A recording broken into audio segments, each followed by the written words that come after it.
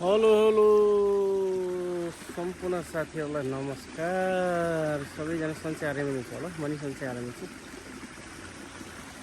खासै नयाँ विशेष त केही पनि थिएन। आज पनि यसो खेततिर आएको थिएँ है। यसो धानहरू पनि राम्रै भएको रहेछ।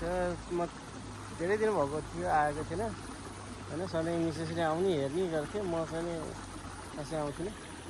आज आएको यस्तो छ। यो त्यसपछि चाहिँ यो मोबिल हालिदिएको चाहिँ नि यो धान चाहिँ नि अहिले चाहिँ नि होइन यसो गोडमेल गरेर गरेर चाहिँ अझै धन्न यत्तिको भयो।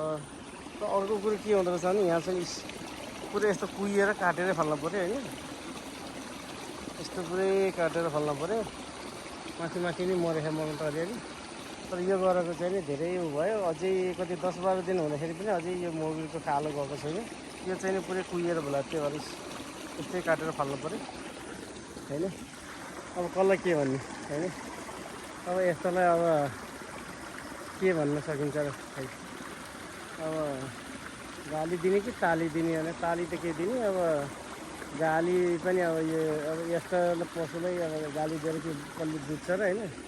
मान्छेलाई भए त अब गाली दिन हुन्थ्यो। अब पशुलाई गाली दिएर पशुले के बुझ्ने। यस्तै छ है। अब यो धान चाहिँ नि अब यस्तो भयो। अब के भन्ने।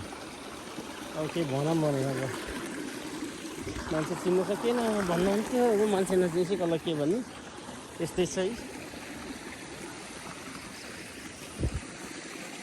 मासुले गर्दाखेरि यस्तो कति दिन भइसक्यो यस्तो कालो अझै कालो गएको छैन। त्यो एउटा गरेको छैन। धेरै भयो क्षति भयो। यो यस्तो छ।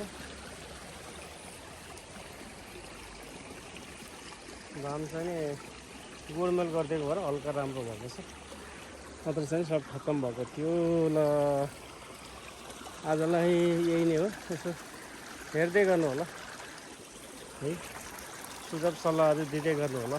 लाइक सेयर गरिदिनु होला। त्यही भन्न चाहन्छु।